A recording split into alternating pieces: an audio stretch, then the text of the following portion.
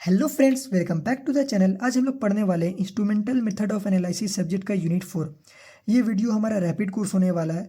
तो जैसे कि गाइस आपको पता है कि रैपिड कोर्स के सीरीज में हम सिर्फ इंपॉर्टेंट क्वेश्चंस को ही कवर करते हैं। अगर फ्रेंड्स आपका एग्जाम चल रहा है और आपका प्रिपरेशन अभी तक सही से नहीं हुआ है और आपको अपने एग्जाम्स में पास होने का डर या फिर बैक लगने का डर है, तो इस सिचुएशन में आपको ये रैपिड कोर्स बहुत हेल्प करेगा। अगर आपने इस रैपिड कोर्स का क्वेश्चंस को अच्छे से पढ़ लिया तो आप अपने एग्जाम्स में कम से कम पासिंग मार्क्स तो आप स्कोर कर ही लोगे। तो आइए चलते हैं, हम यूनिट 4 का इंपॉर्टेंट क्वेश्चंस को कवर करते हैं।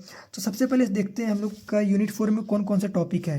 यूनिट 4 में हमारा दो टॉपिक है, एक गैस क्रोमेटोग्राफी और एक HPLC high performance liquid chromatography.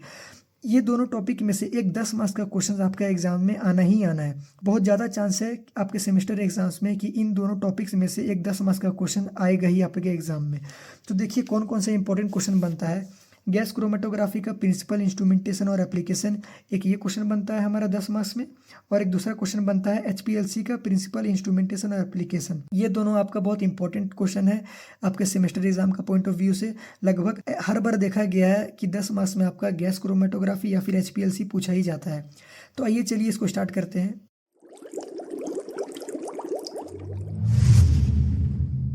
Gas chromatography, देखिए यहाँ पास नाम से ही पता चल रहा है कि गैस मतलब हम लोग गैस के हेल्प से यहाँ पर सैंपल का सेपरेशन करते हैं। कुछ गैसेस होते हैं जैसे कि हाइड्रोजन, हीलियम, नाइट्रोजन या फिर एयर, इनका हेल्प से हम लोग यहाँ पर सेपरेशन करते हैं अपना। अब देखिए इस डायग्राम की हेल्प से हम लोग समझते हैं ये होता कैसे है। जो गैस हम लोग यूज़ करते हैं ना, उसको हम लोग कैरियर गैस बोलते हैं, जो कि मोबाइल फेज़ होता है। जैसे कि आप लोग को पता है कि मोबाइल फेज़ हमारा जो वो फेज़ होता है जो कि मूव करता है, और जो हमारा सैंपल रहता है वो स्टेशनरी फेज़ होता है, मतलब वो उतना मूव नहीं करेगा। अब देखिए यहाँ पास होता है क्या है, हम लोग के पास एक कॉलम होता है, हम लोग इस कॉलम में अपना जो कैरियर गैस है उसको फिल करते हैं और फिर हम लोग अपना सैंपल को भेजते हैं। दोनों साथ में यहाँ से ट्रैवल करके डिटेक्टर में जाता है। अब देखिए यहाँ पास क्या करते हैं, हम लोग अपना कैरियर गैस को इधर से फिल करते हैं इस कॉलम में, जहाँ पास बीच में हम लोग का एक गैस फ्लो रेगुलेटर होता है, जिसकी हेल्प से हम लोग यहाँ पर रेगुलेट करते हैं कि कितना गैस भेजना है। अब हम लोग सैंपल को इसमें भेजने के लिए एक हमारे पास सैंपल इंजेक्शन पोर्ट होता है, इस पर हम लोग अपना सैंपल को इंजेक्ट करते हैं, फिर उसके बाद सैंपल हमारा इस कॉलम में आता है। अब जब दोनों सॉल्यूशन यहाँ पास आ गया ना, तो उसके बाद दोनों को यहाँ पास ट्रैवल करके हम लोग का डिटेक्टर में जाएगा। अब देखिए यहाँ पास सेपरेशन होता कैसे है। अब देखिए यहाँ पास होता क्या है, ये जो हमारा कैरियर गैस है ना, कभी कभी ये ना सैंपल के साथ सोल्यूबल हो जाता है, जो कि हमारा स्टेशनरी फेज़ है। जब कैरियर गैस इसके साथ सोल्यूबल हो जाएगा तो वो बहुत कम मूव करेगा, क्योंकि स्टेशनरी फेज़ तो मूव नहीं करता है, तो इसलिए वो डिटेक्टर के पास देर में पहुंचेगा। और जो कैरियर गैस हम लोग का सैंपल का स्टेशनरी फेज़ के साथ सोल्यूबल नहीं होगा, वो जल्दी पास करके इस कॉलम से यहाँ पास जल्दी डिटेक्टर में पहुँच जाएगा। तो इसी की हेल्प से हम लोग अपना सैंपल का कंपोनेंट का सेपरेशन करते हैं। तो सिंपल है ये, और इसका प्रिंसिपल दो होता है, एक पार्टीशन होता है और एक एड्जॉर्प्शन होता है। यह पार्टीशन तब होता है जब हम लोग गैस लिक्विड क्रोमेटोग्राफी का यूज़ करते हैं। मतलब गैस क्रोमेटोग्राफी हम लोग दो मेथड के लिए करते हैं, गैस लिक्विड क्रोमेटोग्राफी और एक gas solid chromatography. Gas liquid chromatography मतलब हम लोग के पास जो स्टेशनरी फेज होता है वो लिक्विड में होता है। तो लिक्विड में जब भी कोई लिक्विड आता है ना, तो यहाँ पास एड्जॉर्प्शन नहीं होता है, यहाँ पास पार्टीशन होता है। तो आइए समझिए पार्टीशन होता है क्या। देखिए पार्टीशन मतलब क्या होता है ना, जैसे कि हमारे पास एक यहाँ पास एक सोल्यूबल सा सब्सटेंस है, जिसको हम लोग एक गिलास में पुट किए यहाँ पास, जिस पे कि हमारा एक ऑयल है एक वाटर है। तो देखिए ये जो सॉल्यूबल सब्सटेंस है ना, लेट्स सपोज ये हमारा सॉल्ट है। जब हम लोग सॉल्ट को इस गिलास में पुट किए जिस पे कि हमारा ऑयल और वाटर है, तो जब उस पर हम लोग डाल के जब उसको हम लोग अच्छा से स्टर करेंगे ना, तो फिर हम लोग क्या देखेंगे कि कुछ सॉल्ट का कंपोनेंट हमारा ना ऑयल पे दिख रहा है, मतलब वो इस पर अच्छा से सॉल्यूबल नहीं हुआ है, और कुछ हमारा वाटर में अच्छा से घुल गया है जो कि दिख नहीं रहा है। तो यहाँ पास देखिए एक तरह से हम लोग का डिस्ट्रीब्यूशन हो गया। ये जो सॉल्ट है हमारा, हम लोग देख लिए कि यहाँ पास इतना सा है और इसमें पूरा घुल गया है, तो इसी को पार्टीशन बोलते हैं। तो जो हमारा लिक्विड फेज होता है ना, यहाँ पास स्टेशनरी फेज, तो उसी में जो हमारा कैरियर गैस है ये जा करके मिल जाता है, जिसके हेल्प से हम लोग यहाँ पास अपने सेपरेशन करते हैं। और ये एड्जॉर्प्शन तब यूज होता है जब हमारे पास यहाँ पास सॉलिड स्टेशनरी फेज का यूज़ करते हैं। जैसे कि आपको पता है तो सॉलिड होता है, उस पर तो पार्टिकल जाके ऐसे करके अटैच हो जाता है, मतलब इसको एड्जॉर्प्शन बोलते हैं। तो सिंपल ये दो प्रिंसिपल था, गैस लिक्विड क्रोमेटोग्राफी और गैस सॉलिड क्रोमेटोग्राफी। तो सिंपल ये प्रिंसिपल का यहाँ पे डेफिनेशन है, इसको आप पढ़ लेना। अब देखिए इसका जो इंस्ट्रूमेंट होता है ना, ये इसका इंस्ट्रूमेंटेशन हम लोग समझते हैं। देखिए एक कैरियर गैस, इसके बारे में हम लोग पढ़ेंगे, और एक सैंपल इंजेक्शन पोर्ट, एक कॉलम और एक डिटेक्टर। आपका ये क्वेश्चन 10 मार्क्स में आएगा, आप इसके बारे में डिटेल में लिख दोगे, आपका लगभग हो जाएगा यहाँ पास 9 से 10 मार्क्स आ जाएगा। तो आइए एक एक करके हम लोग इसको समझते हैं। देखिए ये जो करियर गैस होता है ना हमारा, इसका मेन काम होता है कि हम लोग का जो सैंपल होता है ना उसका ट्रांसपोर्ट में हेल्प करता है इस कूलम में भेजने के लिए। तो सिंपल करियर गैस का काम यही है कि it helps to transfer the sample component in the column.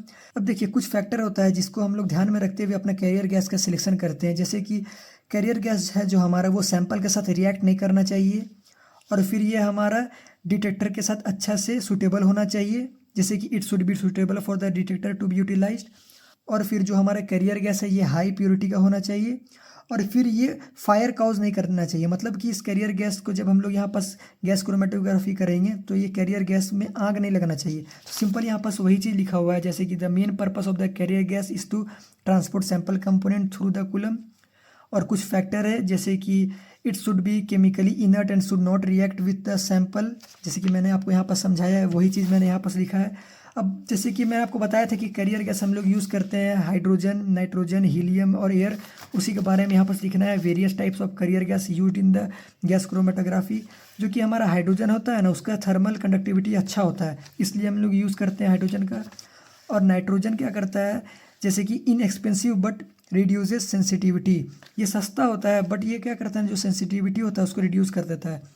और फिर हम लोग हीलियम यूज़ करते हैं, इसका भी गुड थर्मल कंडक्टिविटी होता है और इसका फ्लो रेट भी अच्छा होता है, बट ये एक्सपेंसिव होता है। और फिर हम लोग एयर का भी यूज़ करते हैं, जैसे कि air used only when the atmospheric oxygen is useful to the detector. जब हम लोग का एटमॉस्फेरिक ऑक्सीजन का यूज़ होता है तब हम लोग एयर का यूज़ करते हैं। तो सिंपल हमारा ये करियर गैस था। अब आइए हम लोग अपना नेक्स्ट इंस्ट्रूमेंटेशन के बारे में पढ़ते हैं, सैंपल इंजेक्शन पोर्ट। देखिए यहाँ पास क्या होता है ना, ये जो हमारा यहाँ पास पोर्ट है ना इसको हम लोग सैंपल इंजेक्शन पोर्ट बोलते हैं।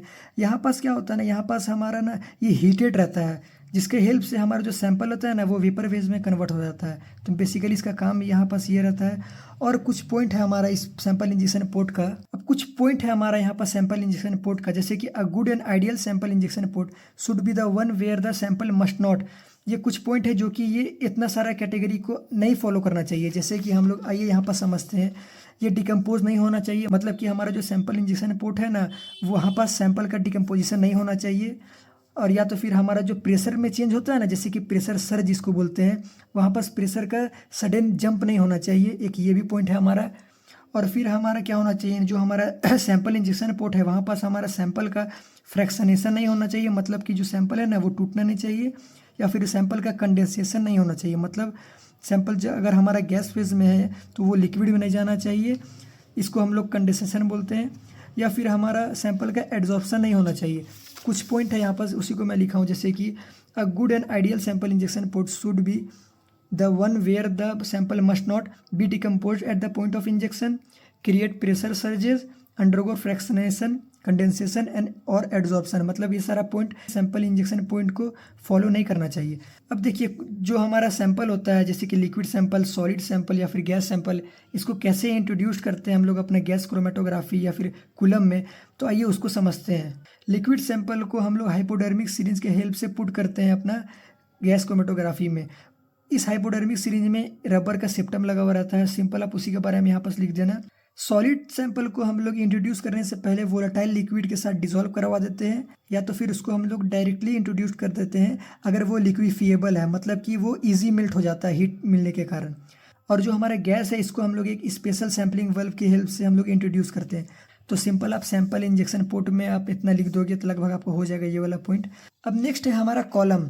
अब देखिए ये कॉलम क्या होता है ना, ये या तो फिर ग्लास या फिर मेटल ट्यूबिंग का बना होता है, इसका डायमीटर 4.8 मिलीमीटर का होता है, और या तो फिर इसका जो लेंथ होता है ना वो फ्यू सेंटीमीटर से लेकर के 100 मीटर इतना होता है। और फिर ये या तो फिर कॉइल्ड होता है, या तो फिर बेंट होता है, या तो फिर स्ट्रेट होता है। जैसे कि मैंने आपको यहाँ पर समझाया था, जैसे कि यहाँ पर देखिए कॉइल्ड वाला बना हुआ है, ये या तो फिर बेंड भी हो गया, यू शेप का भी होता है, या तो फिर स्ट्रेट होता है। अब देखिए दो तरह का कॉलम हम लोग यूज़ करते हैं, एक होता है पैक्ड कॉलम, एक होता है कैपिलरी कॉलम। ये जो हमारा पैक्ड कॉलम होता है ना, इसका लेंथ 1.5 से लेकर के 10 मीटर का होता है, और इसका इंटरनल डायमीटर 2 से लेकर के 4 मिलीमीटर तक होता है। ये हमारा दो तरह का पैक्ड कॉलम हम लोग यूज़ करते हैं, एक यूज़ करते हैं हम लोग GLC मतलब गैस लिक्विड क्रोमेटोग्राफी में, और एक यूज़ होता है हमारा गैस सॉलिड क्रोमेटोग्राफी में। जो पैक्ड कॉलम हम लोग गैस लिक्विड क्रोमेटोग्राफी में यूज़ करते हैं वो डेंसली पैक्ड होता है सॉलिड से, मतलब कि densely packed with finally divided inert solid support material. और इसमें जो स्टेशनरी फेज होता है वो हमारा लिक्विड का होता है, जैसे कि पता ही है गैस लिक्विड क्रोमेटोग्राफी, तो मतलब लिक्विड हमारा स्टेशनरी फेज होगा। और जो हमारा गैस सॉलिड क्रोमेटोग्राफी में क्या होता है ना, वो एड्जॉर्बेंट से पैक्ड रहता है। सिंपल आप एक लाइन यहाँ पे लिख देना, in gas solid chromatography these are packed with adsorbents और पोरस पॉलीमर। अब नेक्स्ट है हमारा कैपिलरी कॉलम। इसका लेंथ होता है 10 से 100 मीटर, मतलब ये लंबा रहता है थोड़ा पैक्ड कॉलम से। और इसका इंटरनल डायमीटर 0.1 से लेकर के 0.5 मिलीमीटर तक होता है। ये 3 तरह का होता है, स्कॉट मतलब सपोर्ट कोटेड ओपन ट्यूबुलर, फिर वुकॉट होता है वाल कोटेड ओपन ट्यूबुलर, फिर प्लॉट होता है पोरस लेयर ओपन ट्यूबुलर। देखिए इसका तो आप चाहे इसका बहुत लेंदी भी में आंसर लिख सकते हो, आप सबको डिफाइन कर सकते हो। लेकिन क्या होता है ना, आपको 10 मार्क्स में जब क्वेश्चन आएगा ना गैस क्रोमेटोग्राफी का लिखने का, इसका इंस्ट्रूमेंटेशन प्रिंसिपल और एप्लीकेशन, तो मतलब आप ऐसा तो नहीं ना कि आप पेज भर दो आंसर से, सिर्फ 10 पेज लिख दो, 8 से 10 पेज आपको मिलेगा, तो 10 मार्क्स नहीं मिलना है आपको। तो इसलिए आप उतना ही लिखोगे जितना आपका सफिशियंट है, जो ज़रूरी है। तो आप इतना लिख दोगे लगभग आपका हो ही जाएगा। कॉलम को हम लोग डिफाइन कर ही दिया यहाँ पास। अब नेक्स्ट है हमारा डिटेक्टर। तो आइए डिटेक्टर को समझते हैं। ये थोड़ा इंपॉर्टेंट है, कभी कभी 5 मार्क्स में भी गैस क्रोमेटोग्राफी का डिटेक्टर के बारे में आपको पूछने की आ जाएगा, तो इसको अच्छा से समझिए। देखिए कुछ प्रॉपर्टी है जो कि हम लोग डिटेक्टर का यूज़ करने के लिए ध्यान में रखते हैं, जैसे कि इजी टू ऑपरेट या फिर रैपिड रिस्पॉन्स होना चाहिए उसका। Highly sensitivity to small concentration, मतलब ये जो हमारा स्मॉल कंसंट्रेशन वाला मॉलिक्यूल रहेगा ना, उसके साथ ये हाईली सेंसिटिव होना चाहिए। ये फिजिकली सुटेबल होना चाहिए। और जो हम लोग डिटेक्टर यूज़ करेंगे वो केपेबल होना चाहिए अगर कूलम का टेम्परेचर बहुत हाई रहेगा, जैसे कि capable to operate at maximum column temperature, for example 350 degree Celsius. अब देखिए for wide range of sample, मतलब बहुत सारा वाइड रेंज का सैंपल के लिए भी ये डिटेक्टर हमारा यूज़ होना चाहिए। तो ये कुछ पॉइंट था। अब देखिए some commonly use detectors are thermal conductivity detector, जिसको हम लोग TCD भी बोलते हैं, फ्लेम आयोनाइजेशन डिटेक्टर, जिसको कि हम लोग FID भी बोलते हैं। ये दोनों जो डिटेक्टर है ना, ये हमारा मोस्ट कॉमन होता है। और फिर एक होता है इलेक्ट्रॉन कैप्चर डिटेक्टर, और फिर एक होता है थर्मियोनिक इमिशन डिटेक्टर। तो हमने यहाँ पर ना सिर्फ 2 ही डिटेक्टर को एक्सप्लेन किया है, क्योंकि अगर आप सबको एक्सप्लेन करेंगे तो फिर वही बात है, आपका आंसर बहुत लेंदी हो जाएगा। तो अगर आपका एग्जाम में 5 मार्क्स आता है ना, तो कभी कभी ऐसे आता है कि explain the detector of gas chromatography any 2 detector, तो आप ये दोनों को लिख देना। तो आइए हम लोग एक एक करके समझते हैं इन दोनों डिटेक्टर को। सबसे पहले हमारा thermal conductivity detector. Thermal conductivity detector, देखिए यहाँ पास हम लोग को नाम से पता चल रहा है कि हीट का कुछ रोल है यहाँ पास, मतलब कि थर्मल वर्ड यूज़ है। तो ये जिसका जो प्रिंसिपल है ना, ये उसी के बेस है। मतलब अलग बहुत सारा जो अलग अलग मॉलिक्यूल होता है ना हम लोग का, वो अलग हीट का अपना साथ में लेकर के कैरी करता है। जैसे कि the thermal conductivity detector works on the principal that different gases conduct heat differently, मतलब अलग मॉलिक्यूल अलग हीट को कंडक्ट करता है साथ में। तो अब देखिए यहाँ पास होता क्या है, इस डायग्राम की हेल्प से समझते हैं। जैसे कि हम लोग के पास एक व्हीटस्टोन ब्रिज लगा रहता है यहाँ पास, जिसके हेल्प से हम लोग अपना थर्मल कंडक्टिविटी का चेंजेस को मेजर करते हैं। अब देखिए यहाँ पास होता है क्या, जब हम लोग अपना कैरियर गैस या फिर सैंपल को पास कराएंगे ना, तो हम लोग को कुछ थर्मल कंडक्टिविटी में चेंजेस आएगा। जब थर्मल कंडक्टिविटी में चेंजेस आएगा तो इस फिलामेंट है ना, इसका टेम्परेचर और रेजिस्टेंस भी बढ़ता है। जैसे कि हम लोग को पता है कि कहीं पे अगर हम लोग हीट बढ़ाएंगे, अगर गर्मी बढ़ेगा तो उसका टेम्परेचर भी बढ़ेगा।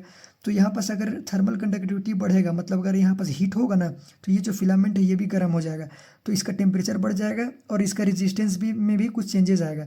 तो इसी को ये मेजर करेगा व्हीटस्टोन ब्रिज। तो इसी के हेल्प से हम लोग यहाँ पास डिटेक्शन करते हैं। तो वही यहाँ पास लिखा है, when the sample gas passes with the carrier gas the difference in their thermal conductivity changes with the filament temperature and resistance, this change is measured as a signal. जो हम लोग चेंज होगा यहाँ पे हम लोग उसको मेज़र करेंगे अपने सिग्नल में, एम्पलीफायर में मेज़र करेंगे। अब देखिए जब कैरियर गैस यहाँ पास करेगा ना, सिर्फ कैरियर गैस पास करेगा और सैंपल पास नहीं करेगा, तो कोई चेंजेस नहीं आएगा थर्मल कंडक्टिविटी में। When only carrier gas passes there is no difference in thermal conductivity and the filament temperature and resistance stay stable. अगर जब यहाँ पर थर्मल कंडक्टिविटी में कोई चेंजेस नहीं आएगा तो फिलामेंट स्टेबल रहेगा। तो सिंपल यही था हमारा थर्मल कंडक्टिविटी, मतलब हम लोग हीट का हेल्प से अपना डिटेक्शन करेंगे। अब नेक्स्ट डिटेक्टर है हमारा फ्लेम आयोनाइजेशन डिटेक्टर। तो देखिए यहाँ पास भी नाम से वो एक वर्ड पता चल रहा है फ्लेम, मतलब हम लोग यहाँ पास आँख का हेल्प से अपना डिटेक्शन करेंगे। तो आइए इसको समझते हैं यहाँ पास होता क्या है। देखिए यहाँ पास हम लोग क्या करेंगे ना, आग जलाएंगे, मतलब जो फ्लेम है हम लोग वो हाइड्रोजन और एयर के हेल्प से हम लोग यहाँ पास आग जलाए। जब हम लोग सैंपल को यहाँ पास ला करके बर्न करेंगे ना, तो वो ब्रेक हो जाएगा स्मॉल चार्ज पार्टिकल में। जो कि मूव करेगा यहाँ से जा करके कलेक्टर इलेक्ट्रोड में मूव करेगा और करंट को भी कैरी करेगा अपने साथ। जो करंट को वो कैरी करेगा ना, हम लोग उसी को मेज़र करते हैं इस डिटेक्टर में। तो सिंपल सा है ये। When an organic compound enter this flame it burns and break into small charge particle. जो हम लोग सैंपल को यहाँ बर्न करेंगे वो ब्रेक हो जाएगा स्मॉल चार्ज पार्टिकल में। This ions carry the electric current to the collector electrode and the current formed by the ions is measure. जो करंट यहाँ पे आयन कैरी करेगा उसको हम लोग मेजर करेंगे। सिंपल था ये फ्लेम आयोनाइजेशन डिटेक्टर भी। आप इसको बना करके इसको भी बना देना, इसको लिख देना, आपका यहाँ पास ये भी हो जाएगा। अब हम लोगों ने डिटेक्टर पढ़ लिया सारा। नेक्स्ट है हमारा एप्लीकेशन ऑफ गैस क्रोमेटोग्राफी। तो गैस क्रोमेटोग्राफी का हम लोग यूज़ करते हैं यूरिन, प्लाज्मा या फिर सीरम में हम लोग का जो ड्रग है या फिर जो मेटाबोलाइट्स है उसका आइसोलेशन और आइडेंटिफिकेशन में। और फिर हम लोग अमीनो एसिड या फिर वोलाटाइल ऑयल, इसमें जो हमारा मिक्सचर ऑफ कंपाउंड्स रहेगा उसका हम लोग आइसोलेशन और आइडेंटिफिकेशन में यूज़ करते हैं इस गैस क्रोमेटोग्राफी का। और फिर हम लोग प्योरिटी ऑफ कंपाउंड भी चेक करते हैं इसके हेल्प से। और फिर हमारा इनऑर्गेनिक कंपाउंड एनालिसिस उसमें भी हेल्प करते हैं। इनऑर्गेनिक कंपाउंड एनालिसिस उसमें भी यूज़ करते हैं गैस क्रोमेटोग्राफी का। और फिर ये डायरी प्रोडक्ट का एनालिसिस में भी यूज़ होता है। तो सिंपल आप ये 5 पॉइंट लिख देना, आपका ये भी हो जाएगा। तो हम लोगों ने गैस क्रोमेटोग्राफी को लगभग कंप्लीट कर लिया है। 10 मार्क्स में आपका यही क्वेश्चन आता है लगभग। मैं बहुत बार देखा हूँ एग्जाम में इसका प्रिंसिपल, इंस्ट्रूमेंटेशन और एप्लीकेशन 10 मार्क्स में पूछा जाता है। तो हम लोगों ने ये कवर कर लिया। अब नेक्स्ट पढ़ेंगे हम लोग HPLC, इसका भी प्रिंसिपल, इंस्ट्रूमेंटेशन और एप्लीकेशन पढ़ेंगे। तो आइए चलिए इसको भी स्टार्ट करते हैं। हाई परफॉर्मेंस लिक्विड क्रोमेटोग्राफी, इसको हम लोग हाई प्रेशर लिक्विड क्रोमेटोग्राफी भी बोलते हैं। हाई प्रेशर लिक्विड क्रोमेटोग्राफी इसलिए बोलते हैं क्योंकि इस क्रोमेटोग्राफी टेक्निक में हम लोग लिक्विड को बहुत हाई प्रेशर से पास कराते हैं, इसलिए इसको हाई प्रेशर लिक्विड क्रोमेटोग्राफी बोला जाता है। तो देखिए ये सिंपल है, ये एक तरह का लिक्विड क्रोमेटोग्राफी है जिसकी हेल्प से हम लोग अपना कंपाउंड का सेपरेशन करते हैं। तो यहाँ पास यही चीज़ लिखा गया है, HPLC is a form of liquid chromatography use to separate compounds that are dissolve in the solution. इस टेक्निक में ना टोटल 4 मेथड का यूज़ होता है हमारा सेपरेशन में। एक होता है एडजॉर्प्शन का, एक पार्टीशन का, एक आयन एक्सचेंज और एक्सक्लूशन। एडजॉर्प्शन तो हम लोग को पता ही है और पार्टीशन भी मैं आप लोग को समझा ही दिया था गैस क्रोमेटोग्राफी में कि पार्टीशन किसको बोलते हैं।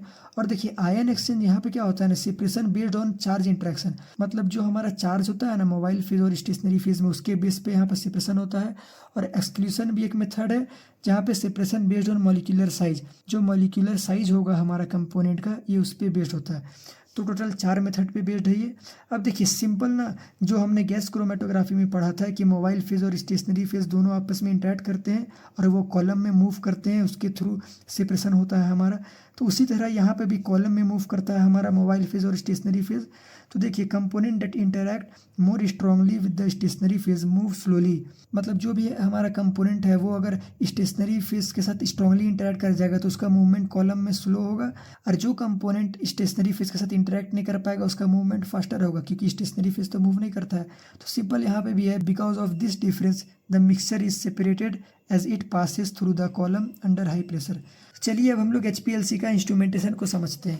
देखिए अभी हम लोगों ने गैस क्रोमेटोग्राफी पढ़ा, वहाँ पे भी हम लोगों ने देखा कि कॉलम होता है, सैंपल इंजेक्शन पोर्ट होता है, डिटेक्टर होता है, रिकॉर्डर होता है। तो बेसिकली वहाँ के जैसा ही यहाँ पास होता है, बट यहाँ पास डिफरेंट क्या होता है ना, सॉल्वेंट रिजर्वायर प्रेजेंट होता है। मतलब कि हम लोग अलग अलग सॉल्वेंट का यूज़ करते हैं जो कि इस रिजर्वायर में प्रेजेंट होता है। जैसे कि फॉर एग्जांपल हम लोग इथेनॉल लिए या फिर मीथेन लिए, कुछ भी अलग लिक्विड लिए या सॉल्वेंट लिए, हम लोग को अगर HPLC करना है तो हम लोग उसको इस रिजर्वायर में पुट किए। फिर उसके बाद क्या होता है ना, ये सॉल्वेंट हमारा एक यूनिट से पास होता है जिसको हम लोग डीगैसर बोलते हैं। ये क्या करता है, अगर हमारा सॉल्वेंट में कोई अगर गैस प्रेजेंट है जो कि हम लोग HPLC का प्रोसेस में एफेक्ट कर सकता है तो उस गैस को ये रिमूव करता है।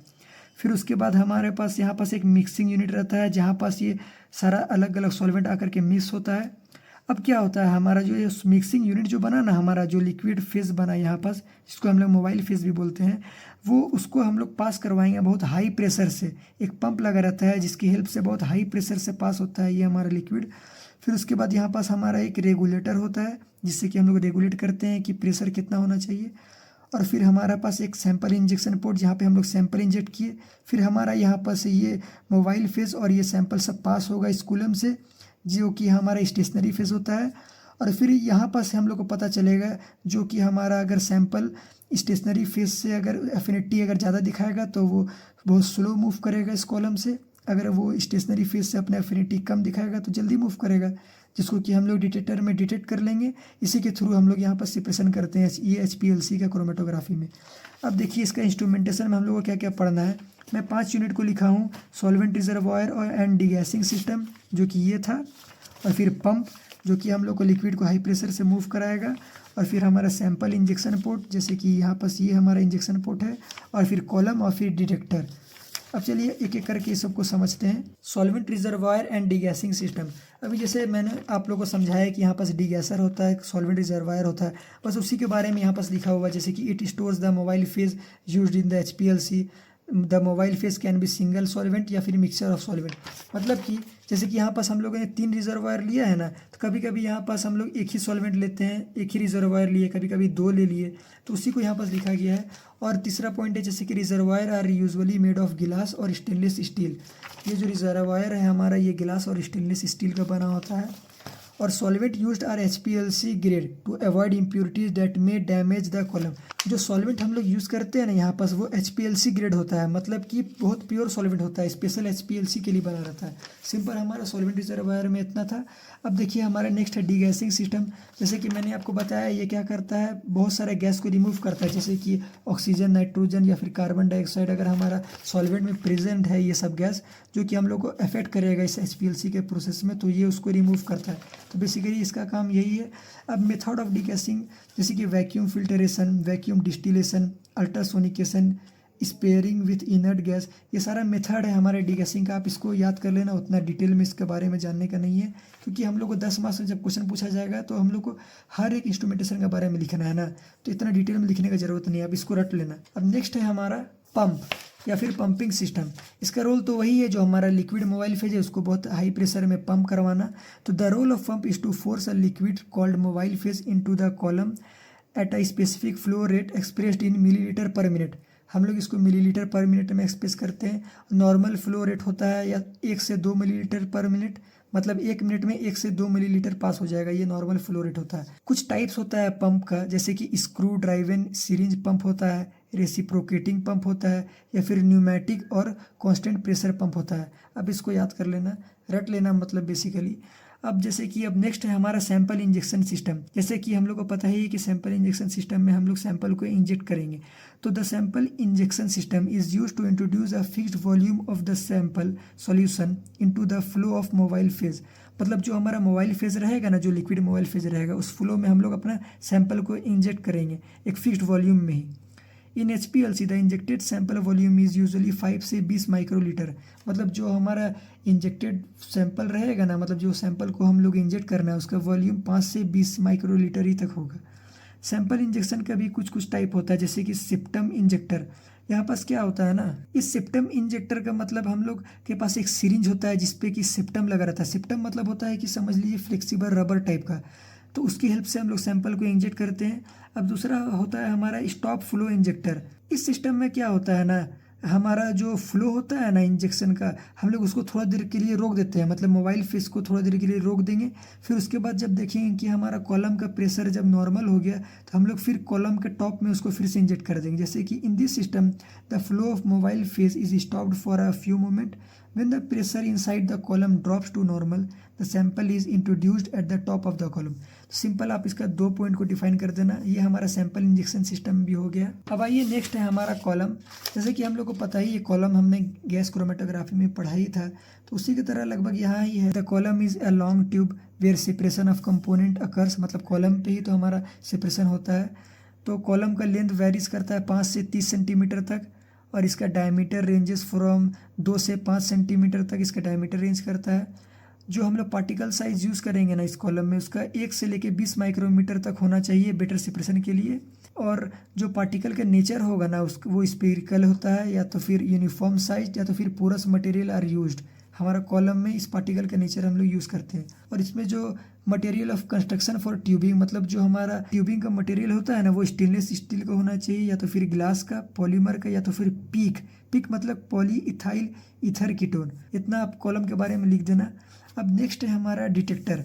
जैसे कि हम लोग को पता है कि डिटेक्टर हमारा ये जो सैंपल यहाँ से जो पास होगा उसको डिटेक्ट करता है, तो बेसिकली वही रोल इसके बारे में यहाँ पे डिफाइन किया गया है। जैसे कि इन HPLC the detector monitor the mobile face passing out of the column which further releases electrical signal directly proportional the characteristics of the solute और द मोबाइल फेस। मतलब ये ना आगे अपने इलेक्ट्रिकल सिग्नल को प्रोड्यूस करेगा, जितना सॉलिड और मोबाइल फेज इसके पास आएगा ये उसी के हिसाब से यहाँ पास अपना इलेक्ट्रिकल सिग्नल को प्रोड्यूस करेगा। मतलब कि वो डायरेक्टली प्रोपोर्शनल होगा, मतलब जितना ज़्यादा यहाँ पास हमारा सॉलिड या फिर मोबाइल फेज आएगा उतना ज़्यादा सिग्नल हम लोग को यहाँ देखने को मिलेगा। सिंपल वही था यहाँ पास। नेक्स्ट पॉइंट है हमारा जो डिटेक्शन है ना हमारा, वो डिपेंड करेगा हमारा जो मोबाइल फेज है उसका बल्क प्रॉपर्टी या फिर उसका सॉलिड प्रॉपर्टी पे। यहाँ पे देखिए the detection of separated component in the eluate from, ये जो एल्यूट है समझिए मोबाइल फेज है हमारा, from the column is based on bulk property of eluate solid property of the individual. अब आइए हम लोग टाइप्स ऑफ डिटेक्टर को थोड़ा सा देख लेते हैं। तो ये जो टाइप्स है यहाँ पर 6 टाइप है, आप इसको लगभग याद कर लेना। और जब आपका एग्जाम में जब इसका HPLC का इंस्ट्रूमेंटेशन का आंसर लिख रहे हो ना, तो आप बस डिटेक्टर का यहाँ पर नाम लिख देना, आपका लगभग हो जाएगा। अब आप सबको एक्सप्लेन करोगे तो फिर से आपका वही आंसर बहुत लेंदी हो जाएगा, तो आप इसका नाम लिख देना, आप सफिशेंट है इतना आपका। अब आइए हम लोग HPLC का एप्लीकेशन देखते हैं। Checking the purity of the compound, मतलब जो हम लोग कंपाउंड है उसका प्योरिटी में चेक करने में हेल्प करता है ये HPLC। नेक्स्ट पॉइंट है हमारा separation of antibiotic from broth mixture. ये ब्रॉथ मिक्सचर मतलब कि कुछ हमारा मिक्सचर है जिसपे कि हमारा न्यूट्रिशनल लिक्विड या फिर कुछ ऐसा लिक्विड होता है जिसमें कि हमारा कुछ बैक्टीरिया प्रेजेंट है, तो उसमें जो एंटीबायोटिक है उसका सेपरेशन में ये हेल्प करता है। ब्लड और यूरिन में हमारा जो स्टेरॉयड रहता है उसका भी आइडेंटिफिकेशन में ये हेल्प करता है। डिफरेंट टाइप्स ऑफ अल्कलाइड और फिर ग्लाइकोसाइड का आइसोलेशन में भी हेल्प करता है। HPLC हमारा बायोएसी टेस्ट में भी यूज़ होता है बहुत सारा कॉम्प्लेक्स का, जैसे कि एंटीबायोटिक मॉलिक्यूल। और HPLC को हम लोग कॉस्मेटिक प्रोडक्ट का क्वालिटी का एनालिसिस में भी यूज़ करते हैं, जैसे कि लिपस्टिक हो गया, क्रीम्स हो गया। तो ये हमारा एप्लीकेशन ऑफ HPLC था। तो हम लोगों ने यूनिट 4 का मोस्ट इंपॉर्टेंट क्वेश्चन को कवर कर लिया है। अगर आपको इंस्ट्रूमेंटल मेथड ऑफ एनालिसिस का और भी यूनिट्स का इंपॉर्टेंट क्वेश्चन को कवर करना है तो आप इस यूट्यूब चैनल पर जाकर उसे देख सकते हैं। हमारा रैपिड कोर्स का प्लेलिस्ट बना हुआ है, उस पर ये अपलोडेड है। तो चलिए फ्रेंड्स, अब मिलते हैं नेक्स्ट वीडियो में। अगर आपको वीडियो पसंद आए तो लाइक करिए और अपने फ्रेंड्स के साथ शेयर ज़रूर करिए। तब तक के लिए goodbye and thank you.